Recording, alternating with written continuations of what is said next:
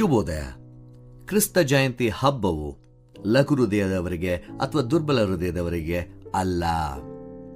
ಯಾಕೆ? ಈ ದಿನದ ಶೀರ್ಷಿಕೆ ಕ್ರಿಸ್ತ ಜಯಂತಿ ಹಬ್ಬ ದೇವರ ಸಾಹಸಮಯ ದುರ್ಬಲತೆಯನ್ನ ಪ್ರಕಟಿಸುವಂತದ್ದಾಗಿರ್ತದೆ. ಯಾಕೆ ಇದನ್ನ ಹೇಳ್ತಾ ಇದ್ದಾನೆ? ಯೋಹಾನನ ಸುವಾರ್ತೆ 1ನೇ ಅಧ್ಯಾಯ 14ನೇ ವಚನ. ಆ ವಾಕ್ಯವೆಂಬವನು ನರಾವತಾರವೆತ್ತಿ ನಮ್ಮ ಮಧ್ಯದಲ್ಲಿ ವಾಸ ಮಾಡಿದನು. ಈ ರೀತಿಯಾದಂಥ ಮನುಜಾವತಾರ ಒಂದು ರೀತಿಯಲ್ಲಿ ಇತಿಹಾಸದಲ್ಲೇ ಸಾಹಸಮಯ ಪ್ರೀತಿಯ ಕೃತಿಯಾಗಿರ್ತದೆ. ಯೋಹಾನನು ವಾಕ್ಯವೆಂಬವನು ನರಾವತಾರವೆತ್ತಿ, ಅಥವಾ ನಾವು ಆಂಗ್ಲ ಭಾಷೆಯ ನೇರವಾದಂಥ ತರ್ಜುಮೆ ಮಾಡಬೇಕಾದ್ರೆ ಮಾಂಸವಾದನು ಎಂದು ಬರೆಯುವಾಗ ದೇವರು ಮಾನವ ದೇಹವನ್ನ ತಾಳಿಕೊಂಡನೆಂದು ಮಾತ್ರ ಹೇಳುವುದಿಲ್ಲ. ದೇವರು ದುರ್ಬಲತೆಯನ್ನ ಅಥವಾ ತಾನು ಎಕ್ಸ್ಪೋಸ್ ಆಗುವಂಥದ್ದನ್ನ, ಅವಲಂಬನೆಯನ್ನ ಆರಿಸಿಕೊಂಡನೆಂದು ನಮಗೆ ತಿಳಿಸಿಕೊಡ್ತದೆ. ಸೃಷ್ಟಿಕರ್ತನು ಮಾತನಾಡಲಾರದೆ, ನಡೆಯಲಾರದೆ, ತಾನೇ ತಿನ್ನಲಾರದೆ ಇರುವ ಮಗುವಾಗಿ ಬರುತ್ತಾನೆ. ತನ್ನ ವಚನದಿಂದ ಇಡೀ ವಿಶ್ವವನ್ನ ಹಿಡಿದು ನಿಲ್ಲಿಸಿದಾತನು ಗೋದಲಿಯಲ್ಲಿ ನಿಶಬ್ದನಾಗುತ್ತಾನೆ. ಮಹಿಮೆಯ ಅರಸನು ಕೀರ್ತಿಯಲ್ಲ, ಮಾನವ ಮಾಂಸದ ನಾಜುಕಿನಲ್ಲಿ ತನ್ನನ್ನೇ ತಾನು ಸುತ್ತಿಕೊಳ್ಳುತ್ತಾನೆ. ಇದನ್ನ ಮಾಡಲಿಕ್ಕೆ ಧೈರ್ಯ ಬೇಕು. ನಾವು ಈ ಕ್ರಿಸ್ತ ಜಯಂತಿ ಹಬ್ಬ ದುರ್ಬಲವಾದಂತಹ ಹೃದಯದವರಿಗೆ ಅಲ್ಲ ಎಂಬುದಾಗಿ ಹೇಳುವಾಗ ನಿಜವಾದಂತಹ ದುರ್ಬಲತೆ ಬಹಳ ಭಯಾನಕವಾಗಿರ್ತದೆ ಎಂಬುದಾಗಿ ತೋರಿಸಿಕೊಡ್ತದೆ. ಇಂತಹ ರೀತಿಯಂತ ಭಯಾನಕ ದೃಶ್ಯಗಳನ್ನು ನಾವೇನ್ ಮಾಡ್ತೇವೆ? ಯಾವಾಗಲೂ ತಪ್ಪಿಸಿಕೊಳ್ಳುವುದಕ್ಕೆ ಪ್ರಯತ್ನಿಸ್ತೇವೆ. ನಾವು ನಮಗಿರುವಂತಹ ಒಂದು ಶಕ್ತಿಯ ಹಿಂದೆ, ಹೆಸರಿನ ಹಿಂದೆ, ಅಥವಾ ನಮಗಿರುವಂತಹ ಒಂದು ರೀತಿಯಲ್ಲಿ ಇಂಟೆಲೆಕ್ಟ್ನ ಹಿಂದೆ, ಆಧ್ಯಾತ್ಮಿಕ ಹಿಂದೆ ಅದೆಲ್ಲವನ್ನ ಬಚ್ಚಿಡುವುದಕ್ಕೆ ಪ್ರಯತ್ನಿಸುತ್ತೇವೆ. ನಾವು ಯಾರನ್ನಾದರೂ ಬಹಳ ಆಳವಾಗಿ ತಿಳಿದುಕೊಳ್ಳುವುದಕ್ಕೆ ಅಥವಾ ಜೊತೆಯಲ್ಲಿ ಹೋಗುವುದಕ್ಕೆ ಹೆದರ್ತೇವೆ.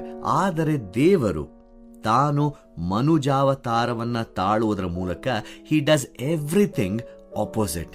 ಎಲ್ಲವನ್ನ ವಿಭಿನ್ನವಾಗಿ, ವಿರುದ್ಧವಾಗಿ ನಾವು ಯಾವುದು ನಮ್ಮನ್ನ ಕಾಪಾಡ್ತದೆ ಎಂಬುದಾಗಿ ಆಲೋಚನೆ ಮಾಡ್ತೇವಲ್ಲ, ಅದೆಲ್ಲ ಡಿಫೆನ್ಸ್ಗಳನ್ನ ಬಿಟ್ಟು ದೇವರು ನಮ್ಮನ್ನ ಇಂಪ್ರೆಸ್ ಮಾಡುವುದಕ್ಕೆ ಅಲ್ಲ, ಬದಲಾಗಿ ನಮ್ಮನ್ನ ಅಪ್ಪಿಕೊಳ್ಳುವುದಕ್ಕೆ ಬರುತ್ತಾನೆ. ನಮ್ಮ ಜೊತೆಗೆ ನಡೆಯುವುದಕ್ಕೆ, ನಮ್ಮ ಜೀವನದ ಹಾದಿಯಲ್ಲಿ ಜೊತೆ ಹೆಜ್ಜೆಗಳನ್ನ ಹಾಕುವುದಕ್ಕೆ ಬರುತ್ತಾನೆ, ಬದಲಾಗಿ ಭಯ ಹುಟ್ಟಿಸುವುದಕ್ಕೆ ಅಲ್ಲ. ಇಲ್ಲಿ ಕ್ರಿಸ್ತನ ಒಂದು ದುರ್ಬಲತೆಯ ಅರ್ಥ ಏನ್ ಗೊತ್ತಾ?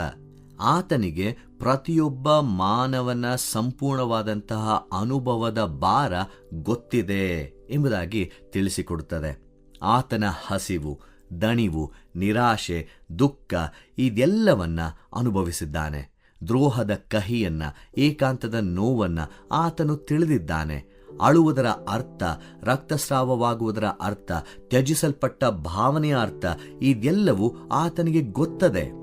ದೇವರು ದುರ್ಬಲತೆಯನ್ನ ಆರಿಸಿಕೊಂಡದ್ದರಿಂದ ನಾವು ಸಂಪೂರ್ಣವಾಗಿ ನಮಗೆ ಅಂತರಂಗದಿಂದ ಅರ್ಥೈಸುವ ರಕ್ಷಣಾಕಾರನನ್ನ ನಾವು ಹೊಂದಿದ್ದೇವೆ.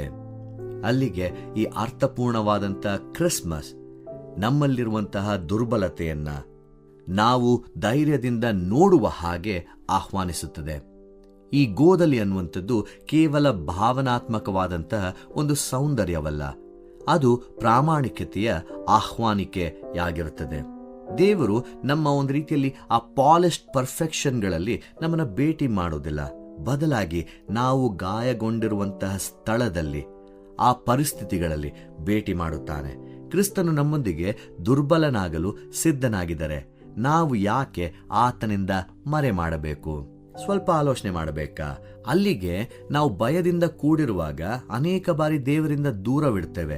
ಯಾಕೆಂದ್ರೆ ನಮ್ಮ ಮುರಿತವನ್ನ ಅಥವಾ ನಮ್ಮ ಹಳೆಯ ಮಾಸಿ ಹೋಗದಿರುವಂಥ ನೋವನ್ನ, ನಮ್ಮ ಅಗತ್ಯತೆಯನ್ನ ಒಪ್ಪಿಕೊಳ್ಳುವುದರಿಂದ ಭಯಪಟ್ಟವರಾಗಿ. ಆದರೆ ಕ್ರಿಸ್ತ ಜಯಂತಿ ಅಂತ ಹಬ್ಬವಲ್ಲ. ನಮ್ಮ ರಕ್ಷಣೆಯನ್ನ ನಮಗೋಸ್ಕರ ಕೊಡಲು ದೇವರು ಮನುಜಾವತಾರವನ್ನ ಹೊತ್ತು ಬರುತ್ತಾನೆ. ನಮಗೆ ಸಂಪೂರ್ಣವಾಗಿ ಹೊಡೆದು ಹೋದಂಥ ಹೃದಯಗಳನ್ನು ಒಂದು ಮಾಡಲು ಬಂದಾತನಾಗಿದ್ದಾನೆ. ಅಲ್ಲಿಗೆ ಯಾವ ದೇವರು ಒಬ್ಬ ಶಿಶುವಾಗಿ ಬಂದನೋ ಆತನು ನಿಮ್ಮ ನೋವುಗಳನ್ನು ಭರಿಸುವಂತಹ ದೇವರು ಸಹ ಆಗಿದ್ದಾನೆ. ಈ ಕ್ರಿಸ್ಮಸ್ ಹಬ್ಬವು ಅರ್ಥಪೂರ್ಣವಾಗಿ ಆಚರಿಸಬೇಕಾದರೆ ದೇವರು ನಿಮ್ಮ ಕೋಣೆಗಳೊಳಗೆ, ನಿಮ್ಮ ಅಸುರಕ್ಷತೆಗಳ ಮಧ್ಯದಲ್ಲಿ, ಭಯಗಳ ಮಧ್ಯದಲ್ಲಿ, ವ್ಯಸನಗಳ ಮಧ್ಯದಲ್ಲಿ, ಪಶ್ಚಾತ್ತಾಪಗಳ ಮಧ್ಯದಲ್ಲಿ, ನಿರಾಶೆಗಳ ಮಧ್ಯದಲ್ಲಿ, ಹೇಳಲಾಗದ ಪ್ರಾರ್ಥನೆಗಳ ಮಧ್ಯದಲ್ಲಿ ಬರುವುದಕ್ಕೆ ಅನುವು ಮಾಡಿಕೊಡಿ.